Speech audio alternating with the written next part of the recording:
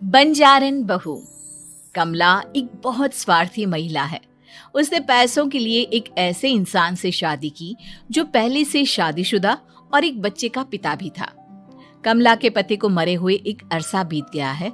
अब वो अपने सौतेले बेटे वैभव के साथ रहती है। वैभव के दिल में अपनी माँ को लेकर इतना डर है कि वो अपनी माँ के सामने एक शब्द नहीं बोल पाता।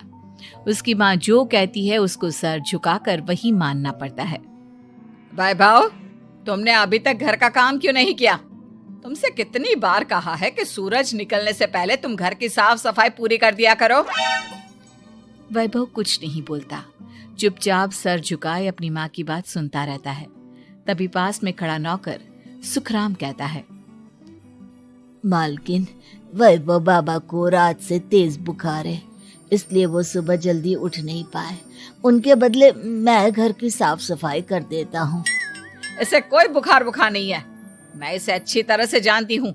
ये सब काम न करने के बहाने हैं। सुखराम काका, बोल दो इसे, सारे घर का काम यही करेगा। और इससे समय पर अपना काम पूरा नहीं किया तो इससे आज का खाना भी नहीं मिलेगा। मगर मालकिन, वैभव बाबा की सच में ही तबीयत खराब है, आप एक बार देख तो लीजिए। कमला बिना कुछ बोले वहां से चली गई और बेचारा वैभव तेज बुखार में भी काम करता रहा।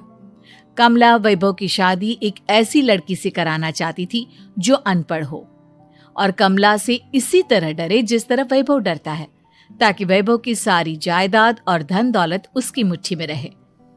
लेकिन आज के जमाने में ऐसी लड़की मिलना मुश्किल है।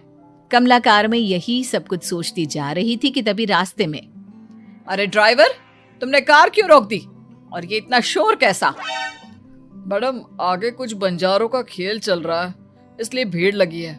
मैं अभी भीड़ को साइड में करवाकर कार निकालता हूँ। ड्राइवर भीड़ को साइड करके कार निकालने की कोशिश करने लगा कि तभी कमला की नजर रस्सी पर चल रही एक फुलवा नाम की बंजारन पर पड़ी। क्यों ना मैं इस बंजारन की शादी वैभव से करा दूं? ये तो अनपढ़ लग रही है, मेरे पैरों तले दबकर भी रहेगी। मुझे अभी इसके माँ बाप से बात करनी होगी। ये सोचकर कमला ने उन बंजारों से बात की और उन्हें शाम को अपने घर बुलाया। फुलवा के माता पिता वहां उसे लेकर आ गए। उन्होंने इतना आलीशान घर पहले कभी नहीं देखा था। अच्छा हुआ आप लोग आ गए। देखिए, मुझे घुमा फिरा कर बात करने की आदत नहीं है, इसलिए सीधे सीधे मुद्दे पर आती हूँ। मुझे आपकी बेटी बहुत पसंद है। मैं अपने इकलौते बेटे की शादी आपकी बेटी फुलवा से कराना चाहती हूँ। इसके बदले में आप जो चाहो वो ले सकती हैं। तभी फुलवा की माँ कहती है, ये क्या कह रही है मैम साहब? कहीं आप हमारी गरीबी का मजाक तो नहीं उड़ा रही ना? आप मेरे बेटे से मिल लो। अगर आपको मेरा बेटा पसंद आता है तो मैं कल से ही शादी की तैयारी शुरू कर दूंगी। सुखराम, वैभव को लेकर आओ।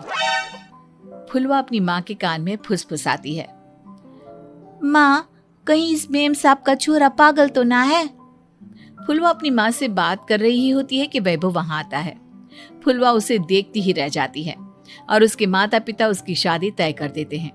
शादी वाले दिन किसी को फुलवा और वैभव की बेमेल विवाह की बात समझ में नहीं आती। फिर भी एक औरत कमला से पूछ ही लेती है, कमला जी, आपने अपने इकलौते बेटे की शादी देहाती गवार से क्यों करा दी? ये बंजारन आपके घर की बहू बनने लायक तो नहीं है। कम से कम अपने स्टेटस का ही ख्याल कर लिया होता। बहू तो अपने टक्कर की लाती, आपने तो बंजारन को ही बहू बना लिया। अब कमला को समझ में नहीं आ रहा था कि इस बात का क्या जवाब दे। वो कुछ देर चुप रही और सोच समझ कर कहती है, बहन जी, आपको तो पता है आजकल के बच्चे किसी की बात कहाँ सुनते हैं। मैं तो अपनी बहू एक पढ़ी लिखी और अपनी सोसाइटी की ही ढूंढ रही थी। लेकिन मेरे बेटे ने मेरे सामने इस बंजारन को लाकर खड़ा कर दिया। बोला कि मैं शादी करूंगा तो इसी से।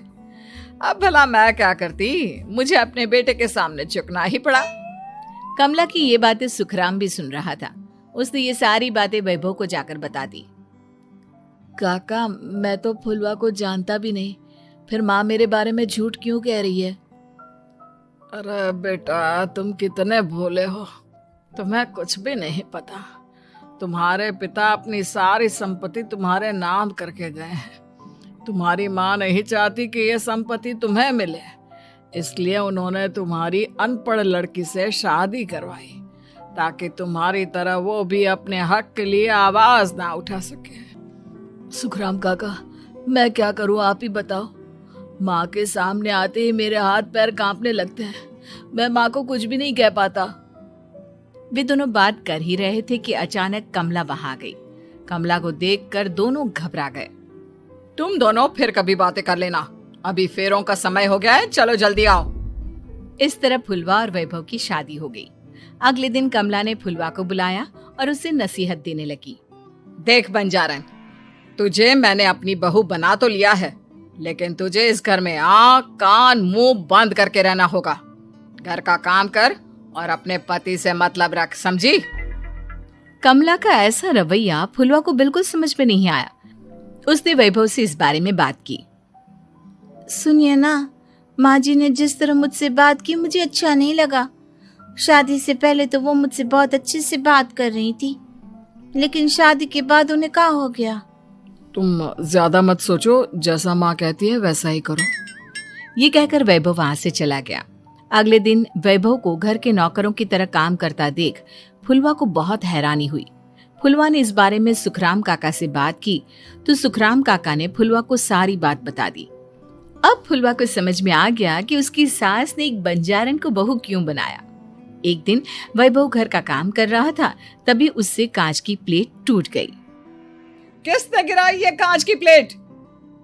वैभव को वहां खड़ा देख कमला ने छड़ी से उसे मारना शुरू कर दिया। उसके पैर में कांच चुभ गया और खून बहने लगा, लेकिन फिर भी कमला उसे मारे जा रही थी। ये देखकर फुलवा ने कमला के हाथ से छड़ी छीन ली और तोड़कर फेंक दी। बंजारन, तेरी इतनी हिम्मत, तूने मेरे हाथ से छड़ी छीनी? कमला फुलवा को थप्पड़ मारने ही वाली थी कि फुलवा उसका हाथ पकड़ लेती है। ओ सस माँ, मैंने मॉम की गुड़िया ना समझ लियो। बंजारन हो बंजारन, ईंट का जवाब पत्थर से देना जानती हूँ। आज के बाद मेरे या वैभव जी के ऊपर हाथ उठाने की सोचियो भी ना, समझी ससु माँ? ये कहकर फुलवा वैभव को लेकर वहां से चली गई। उसने वैभव के पैर पर पट्टी बांधी, उसके आंसू पोंछे। वैभव ने पहली बार किसी के दिल में अपने लिए इतना प्यार महसूस किया। अब फुलवा वैभव का हर काम में हाथ बटाती, उसका बहुत ख्याल रखती। इस तरह दोनों बहुत ज्यादा नजदीक आ गए। वहीं दूसरी ओर कमला सारी जायदाद अपने नाम करने की साजिश करने लगी। और एक दिन, वैभव, जल्दी बाहर आओ। कमला की आवाज सुनकर वैभव और फुलवा अपने कमरे से बाहर आ गए। जी माँ, आपने बुलाया? ये ले, इन कागजों पर साइन कर दे। वैभव कागजों पर साइन करने ही वाला था कि फुलवा वैभव के हाथ से पेन छीनकर कहती है, ना वैभव जी, आप इस पर हस्ताक्षर नहीं करेंगे। आओ बंजारन, मैं तुझसे बात नहीं कर रही। ये बात मेरे और मेरे बेटे के बीच की है। चुपचाप पेन दे दे, नहीं तो तेरी खाल उधेड़ लूंगी। ससु माँ, बंजारन की खाल इतनी भी ढीली ना होवे कि कोई भी उधेड़ लेवे। जो यकीन ना आता हो तो देख ले उतार के। और हाँ, बंजारन जरूर हूँ पर अनपढ़ ना हूँ। मैंने भी पता है कि किसी भी कागज पर साइन करने से पहले उसे अच्छी तरह पढ़ लेवे हैं। पेन देती है या नहीं? ये कहकर कमला फुलवा को मारने आई तो फुलवा ने कमला को धक्का दे दिया और वो नीचे गिर गई। कमला डरकर वहां से भाग गई। अब फुलवा ने वो कागज उठाए और वैभव के साथ सीधा वकील के पास चली गई। वकील ने वो कागज देखे और फुलवा को बताया, वैभव के पिता की सारी जायदाद और संपत्ति वैभव के नाम है, लेकिन वैभव की सौतेली माँ इस संपत्ति को अपने नाम कराना चाहती है, इसलिए इन कागजों पर वो साइन करा रही थी। तो अब हमें क्या करना चाहिए वकील साहब? वकील ने फुलवा और वैभव को सब कुछ अच्छी तरह से समझा दिया। अब दोनों घर पर पुलिस को लेकर पहुंचे। कमला पुलिस को देखकर घबरा गई। पुलिस ने कहा, आपके नाम की कंप्लेंट हुई है, आपको हमारे साथ थाने चलना होगा। कंप्लेंट? कैसे कंप्लेंट? आप अपने सौतेले बेटे पर बहुत अत्याचार करती हो। धोखे से सारी जायदाद अपने नाम करा रही थी। अब नहीं इंस्पेक्टर साहब, जरूर ये मेरी बहू की कोई साजिश है। इसने गलत कंप्लेंट की है। मैडम, शिकायत आपकी बहू ने नहीं बल्कि आपके बेटे वैभव ने की है।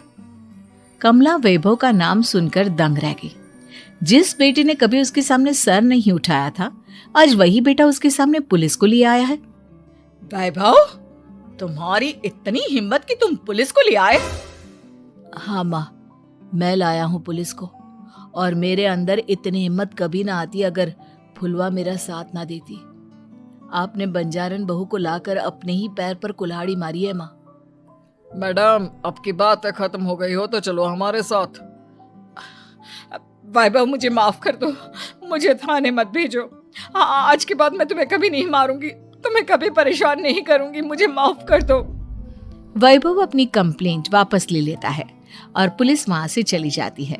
वैभव अपनी सौतेली माँ से कहता है, मैंने पुलिस को वापस तो भेज दिया है, लेकिन मैं आपको माफ नहीं कर सकता। आपने बचपन से आज तक कभी मेरे सर पर हाथ नहीं रखा, हमेशा मुझे मारती रही, नौकरों की तरह बर्ताव करती रही। आप इस घर में नहीं रह सकती, चली जाइए यहां से। कमला घर छोड़कर चली गई और सड़क किनारे खड़ी होकर सोचने लगी, काश मैंने वैभव को माँ की तरह प्यार किया होता तो आज मैं इस तरह से बेसहारा ना हो जाती।